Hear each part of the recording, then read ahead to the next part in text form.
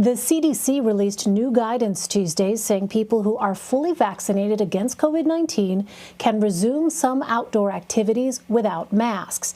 The eased guidelines come as more than 54% of adults in the U.S. have received at least one shot of a coronavirus vaccine. More than 230 million vaccine doses have been administered. President Biden continued to call on Americans to get their shots and said July 4th was his target date for getting life in America, quote, closer to normal. Mola Lenghi will have more on the nation's vaccine efforts from Florida in a moment, but we begin our coverage with Keefe at the White House. President Biden walked outside to make his remarks wearing a mask, but walked away without one, signaling the change in federal guidance. Starting today, if you're fully vaccinated and you're outdoors and not in a big crowd, you no longer need to wear a mask. The CDC now says that outside, fully vaccinated people can exercise, attend small gatherings, or eat at a restaurant unmasked. But they should still be worn by unvaccinated people at outdoor gatherings or when eating outside. And masks are still recommended for everyone at crowded outdoor events like parades or at the ballpark. The fact that our case rates are now starting to come down motivated our change in guidance. The CDC says that all people, regardless of vaccination, should still wear masks indoors, anywhere but at home. Less than 10% of documented transmission in many studies have occurred outdoors. We also know that there's almost a 20-fold increased risk of transmission in the indoor setting and the outdoor setting. Public health officials hope their decision will convince more Americans to get vaccinated. Daily vaccinations are down 20% from their April 11th peak. Go get the shot. It's never been easier. And in a bid to boost vaccine participation among younger Americans, federal officials also said today they're allowing pharmacies participating in the federal vaccine program to lift state residency requirements. That means any college kids could get their shots away from home. I'm Mola Lenghi in Florida, where nearly half of adult residents have not been vaccinated, and the state leads the nation in new COVID cases weeks after spring break gatherings. Tonight, the CDC's new mask guidance for fully vaccinated Americans comes at a time when vaccine hesitancy is up. If you are fully vaccinated, things are much safer for you than those who are not yet fully vaccinated. Despite a drop this past week in cases, hospitalizations, and deaths, Florida is not keeping pace with the much steeper declines being seen nationwide.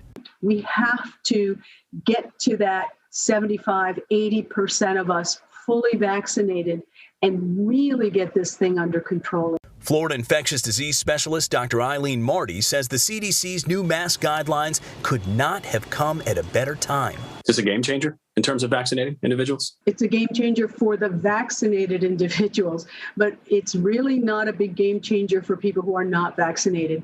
7 states are currently administering less than 70% of their available first doses.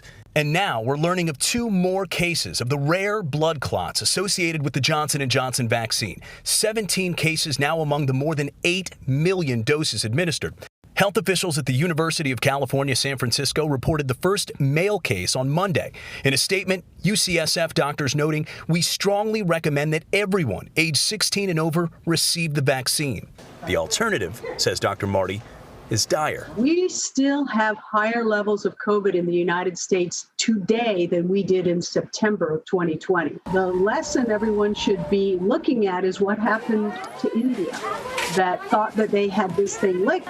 It started having these mass gatherings outdoors, but too many people, they're running out of oxygen and people are dying. We are still at a very high level, and this can still go the wrong way if we're not careful. Well, some states with mask mandates in place are still deciding how to proceed in light of the CDC's new mask guidelines. Here in Florida, it depends on the county, sometimes the city, as some places have never had mask mandates in place. Also new, a potential game changer, Pfizer says they could have an experimental pill to treat COVID symptoms at home, ready by the end of the year. Elaine? Mola Lenghi, thank you. And Ed O'Keefe joins me now. Hi there, Ed. So we heard the president walk through that new guidance from the CDC. He also spoke about vaccinations. What is the administration's message to Americans at this stage of the pandemic?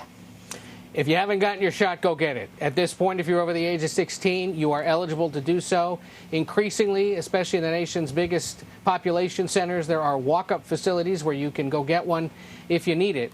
Here in Washington, for example, there are now a few set up. They're similar in other big cities across the country, and smaller vaccination centers being set up in urban centers and in rural communities across the country. So the White House hoping that by sort of dangling these new restrictions or loosening the restrictions and showing people this is what happens when you get the shot, that then perhaps others who are still skeptical about it or holding off or just putting it off for some reason will go out and do it.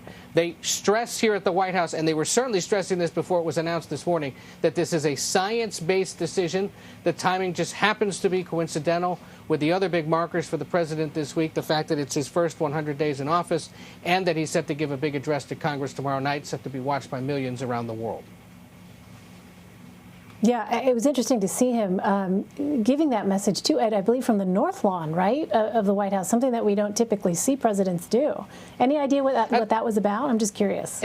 It was merely for a change of scenery. I actually was discussing this with some aides earlier today who asked, what you think. And look, for a place that has plenty of backdrops, I think they just wanted to try it out. They also kind of wanted to allow him to literally walk out and be seen doing so and then walk back without the mask on, to sort of give the sense that here outside on his front lawn or the nation's front lawn, you no longer need to wear the mask. So just another reason. The other reason is the South Lawn, the backyard, what many people mistake for the front lawn, is actually under a bit of renovation where the helicopter usually lands. They've had to move the helicopter out to the ellipse as they do some renovating there that they haven't entirely explained to us out on the backyard.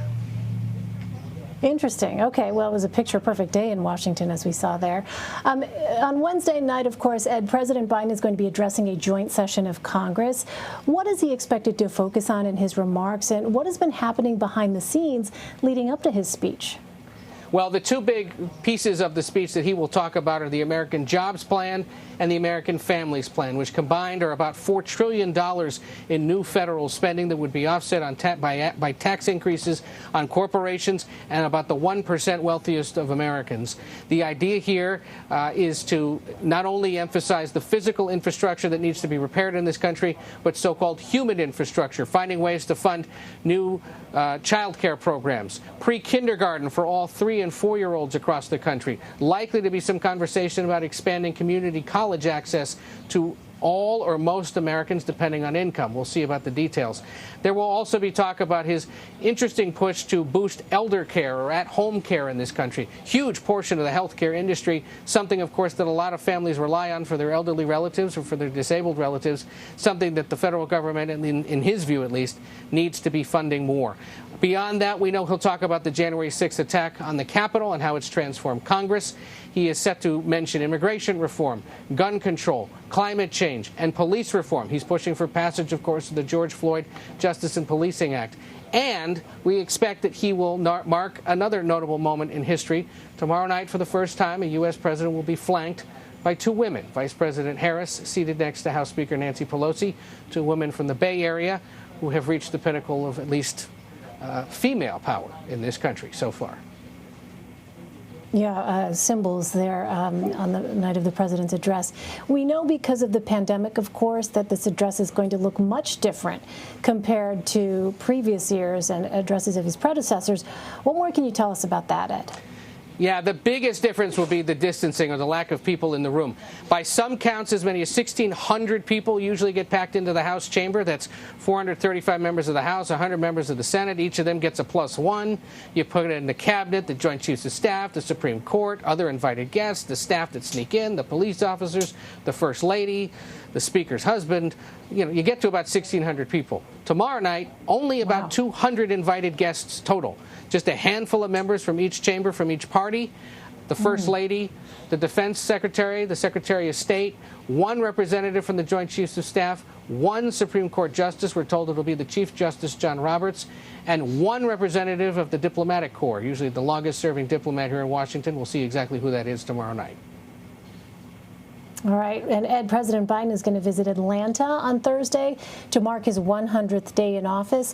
What is he expected to discuss and why Atlanta?